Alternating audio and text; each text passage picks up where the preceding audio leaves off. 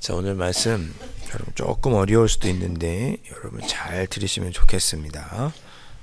자, 1절 보니까 또 내게 지팡이 같은 갈대를 주며 말하기를 일어나서 하나님의 성전과 제단과 그 안에서 경배하는 자들을 측량하되 그랬습니다. 하나님의 성전과 제단 또 경배하는 자들을 측량하라. 측량하는 대상이 하나님의 성전과 제단과 경배하는 자들을 측량해 보아라 그랬습니다. 여기 측량하는 목적이 있겠죠. 우리가 뭐 교회에서도 자로 뭘 재고 이렇게 할 때는 다 목적이 있겠죠. 우리 건축을 할 때 이렇게 측량을 하는 이유는 다시 짓거나 그렇죠? 보존하거나 아니면 부시고 다시 지을 거나 하기 위해서 측량을 합니다. 그러니까 지금 1절에서 내게 지팡이 같은 갈대를 주셨다 그랬는데 이게 측량하는 도구거든요. 이걸 가지고 성전을 측량하고 하나님께 경배하는 자들을 측량하라. 그들의 숫자를 측량해서 나머지는 파괴하든지 새로 짓든지 이렇게 하겠다는 거죠. 그 내용이 2절이죠. 성전 바깥 마당은 측량하지 말고 그냥 두라 그랬습니다. 그 성전 바깥 마당은 이방인에게 주었다 그랬습니다.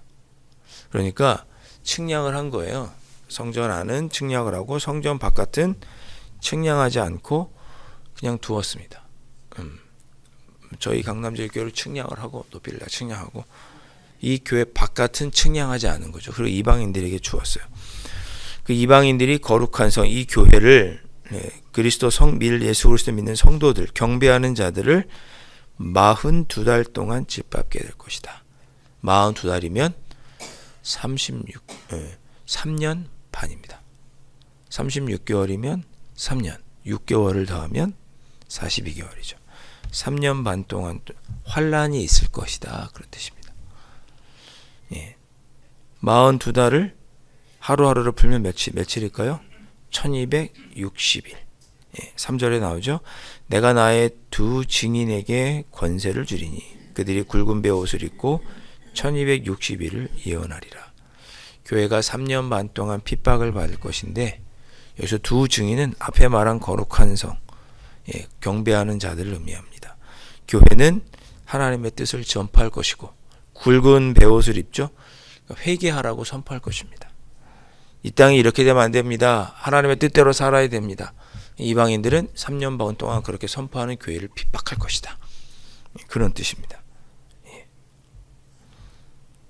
그 다음 4절 보니까 그들은 이 땅의 주 앞에 서 있는 두 감람나무와 두 촛대니 그랬습니다. 다 교회를 상징하는 겁니다. 앞에 3절에 나오는 두 증인, 또 4절에 나오는 두 감람나무, 또 두 촛대는 다 교회를 상징합니다. 교회가 세상에 하나님의 뜻을 전파하고 하나님의 뜻대로 살라고 외치는데 이방인들은 그런 교회를 핍박할 것이다. 3년 반 동안. 그 두 감람나무와 두 촛대 같은 교회를 핍박할 것이다. 그러나 5절, 저 5절과 6절 말씀이 여러분 큰 은혜가 되시기를 바라는데요. 만일 누구든지 그들을 해하고자 하면, 교회를 해하고자 하면 그들의 입에서, 교회의 입에서 불이 나와서 그들의 원수를 삼켜버릴 것이요 누구든지 그들을 해하고자 하면 반드시 그와 같이 죽임을 당하리라. 이거 무섭네요. 누군가 하나님의 교회, 누군가 거룩한 성도들을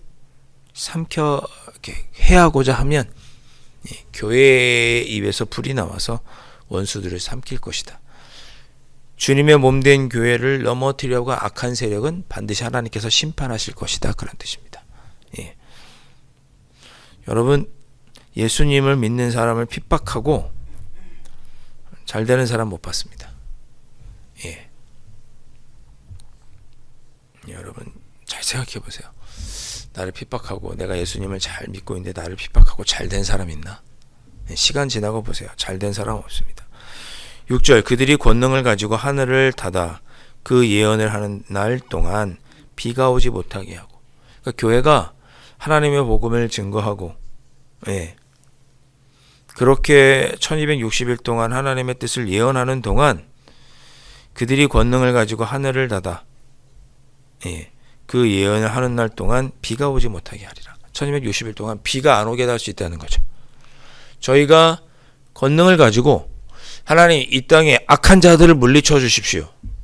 이러한 문제들로 고통받고 있으니 해결해 주십시오. 라고 우리가 기도하면 하늘 문을 닫아서 비가 내리지 않게도 할 수 있고, 계속 보시면 또 권능을 가지고 물을 피로 변하게 할 수도 있고,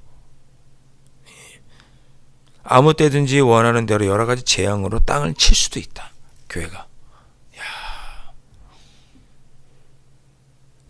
여러분 좀 힘을 내세요. 그러니까 우리는 그냥 두드려 맞는 사람들만이 아닌 거죠. 우리가 기도하면 하늘이 닫힐 수도 있고, 우리가 기도하면 하늘이 열릴 수도 있고, 우리가 기도하면 물이 피가 될 수도 있고, 이 땅에 여러 가지 재앙이 내릴 수도 있다고 합니다. 아싸 나 힘들게 하는 놈들 다 죽어봐라 그런 마음으로 하라는 것이 아니고, 하나님의 몸된 교회를 핍박하는 악한 세력을 향하여서 이렇게 행할 수 있는 권세를 하나님께서 교회에 주셨습니다. 그러니까 여러분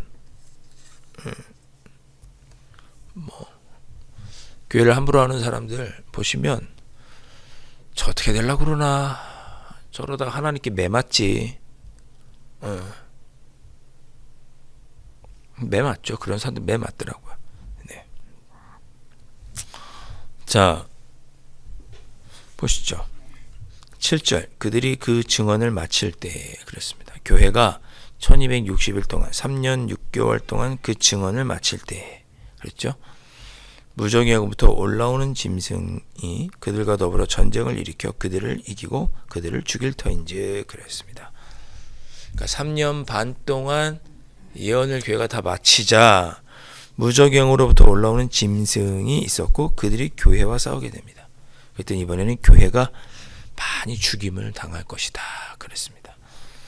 그들과 더불어 전쟁을 일으켜 그들을 이기고 그들을 죽일 터인지, 그 짐승이 교회와 전쟁을 해서 교회를 죽이고 많이 사람들을 죽일 것이다 이렇게 얘기하고 있습니다.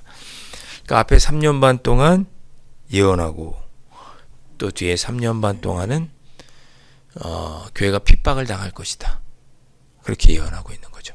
그러니까 앞에 3년 반 동안은 앞에 1, 2, 3절 보니까 핍박을 받긴 하는데 교회가 권세 있게 하거든요. 근데 뒤에 3년 반 동안 예언을 하고 이렇게 핍박받는 동안에도 굵은 베옷을 입고 예언할 것이다 3절에서 그랬잖아요. 근데 그 증언을 다 그 예언을 마친 후에 또다시 3년 반 동안 무적영에서 나온 짐승 때문에 핍박이 있을 것인데 그때는 교회가 많이 힘들어지고 많이 죽을 것이다 예고하고 있습니다. 그래서 이 요한계시록 11장에서 무슨 표현이 나오느냐, 7년 대환란이라는 말이 나옵니다. 들어보셨죠?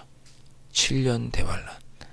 앞에 3년 반은 핍박이 있으나 교회가 승리하는 3년 반이고, 뒤에 3년 반은 교회가 너무나 힘들어지고 어려워지는 3년 반입니다. 8절 보니까 그들의 시체, 교회의 시체, 성도들의 순교하는 거죠. 순교가 그 성길에 있으리니 그랬습니다. 그 성은 영적으로 하면 소돔이라고도 하고 애굽이라고도 하니 곧 그들의 주께서 십자가에 못 박히신 것이라. 이 세속적인 이 세상을 말하는 거죠. 거기서 우리 성도들도 신앙을 지키다가 많이 순교하게 될 것이다 그런 뜻입니다. 백성들과 족속과 방언과 나라 중에서 사람들이 그 시체를 사흘 반 동안을 보며 무덤에 장사하지 못하게 하리로다. 이 사흘 반은 3년 반을 의미합니다. 3년 반.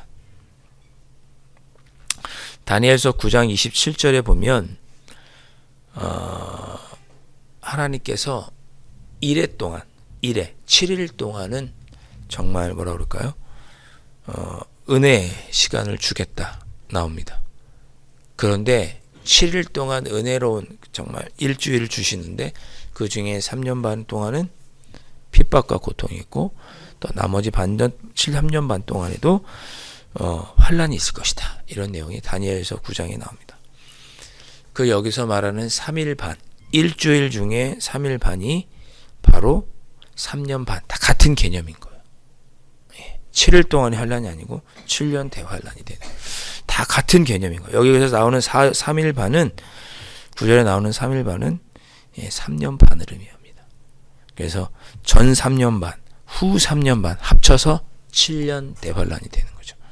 그 기간 동안 전반기 3년 반 동안에는 교회가 하나님의 뜻을 전파하고 핍박 중에도 복음을 증거하고 세상을 이겼지만, 후 3년 반 동안에는 무저갱에서 나온 짐승으로 말미암아 교회가 엄청난 핍박을 받고 많은 순교자들이 나올 것이다. 예.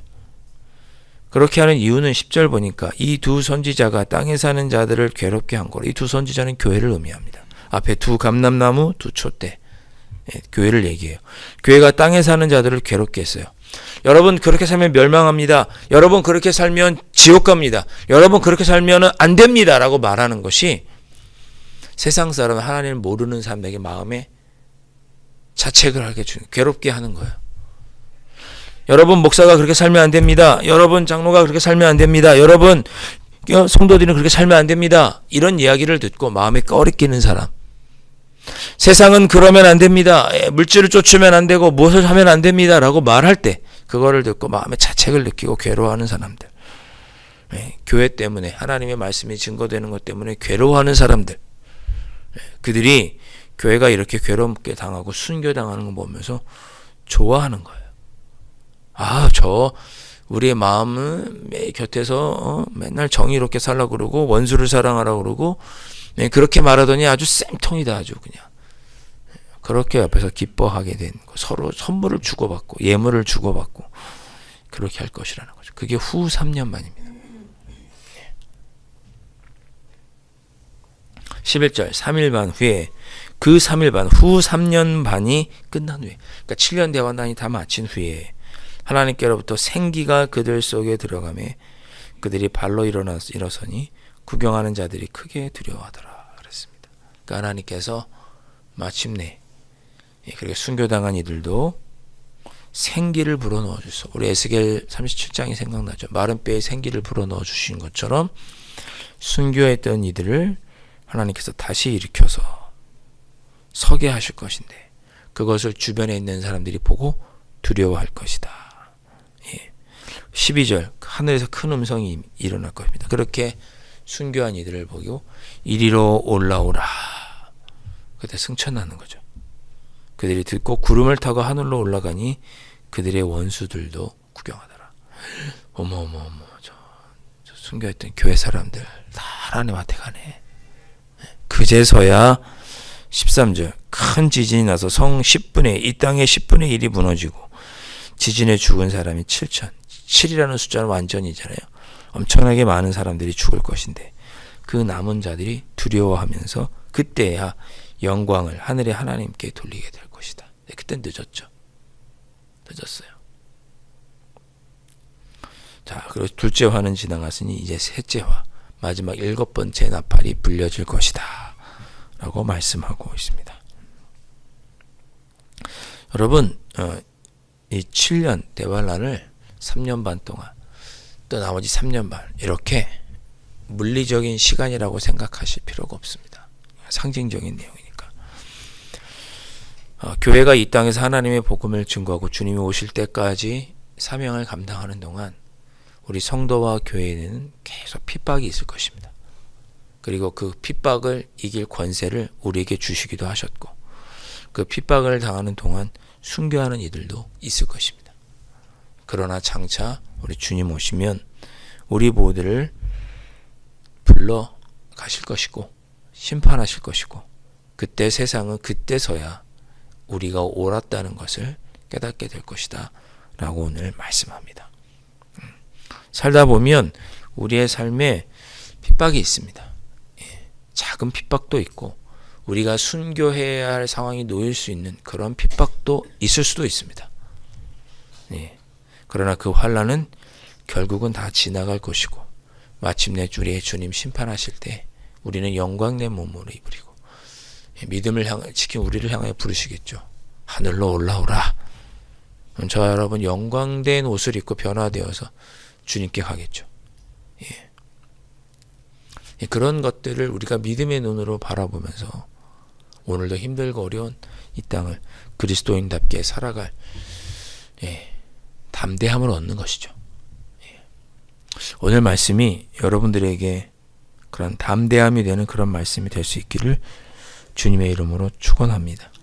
핍박이 있고 고난이 있어도 주님 이 믿음을 견디고 이 땅에서의 삶이 정말 7년 대한난과 같은 삶인데 언젠가 마칠 날이 있으니 하나님 그때까지 끝까지 믿음의 길을 지키게 하여 주시고 교회를 핍박하고 우리를 핍박하는 자들은 아버지 하나님 멸하여 주시고 심판하여 주시고 우리가 언젠가는 영광스러운 모습으로 주님 곁에 갈 것을 소망하면서 소망 가운데 살아가게 하여 주옵소서. 이 새벽에 그렇게 기도하실 수 있기를 주님의 이름으로 축원드립니다. 기도하겠습니다. 주님, 우리가 살아가는 동안에 크든지 작든지 환난과 공고함이 찾아옵니다. 예수님을 믿고 또 주님의 뜻을 증거한다는 이유만으로 우리에게 비난과 조롱과 핍박이 찾아옵니다. 주님, 그럴 때 세상의 조롱과 핍박에 굴복하지 않고 순교를 당할지언정 믿음의 길을 지켜가는 저희들이 될 수 있도록 성령 하나님 도와주옵소서. 저희들이 그렇게 믿음의 길을 살아가면 언젠가 주님 우리를 보시고 이제 하늘로 올라오거라 라고 부르실 때가 있을 것입니다. 그때를 믿음의 눈으로 바라보고 소망하면서 오늘을 믿음으로 담대하게 견디며 살아가는 저희들 되게 하여 주시고 우리를 대적하는 악한 원수들은 주님께서 친히 멸하여 주심으로 믿음의 길에 기쁨과 보람이 가득할 수 있도록 은혜의 은총으로 함께하여 주옵소서. 귀하신 예수 그리스도의 이름으로 간절히 기도하옵나이다. 아멘. 하늘에 계신 우리 아버지, 아버지의 이름을 거룩하게 하시며 아버지의 나라가 오게 하시며 아버지의 뜻이 하늘에서와 같이 땅에서도 이루어지게 하소서.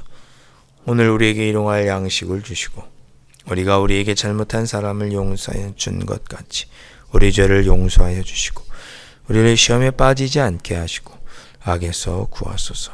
나라와 권능과 영광이 영원히 아버지의 것입니다. 아멘.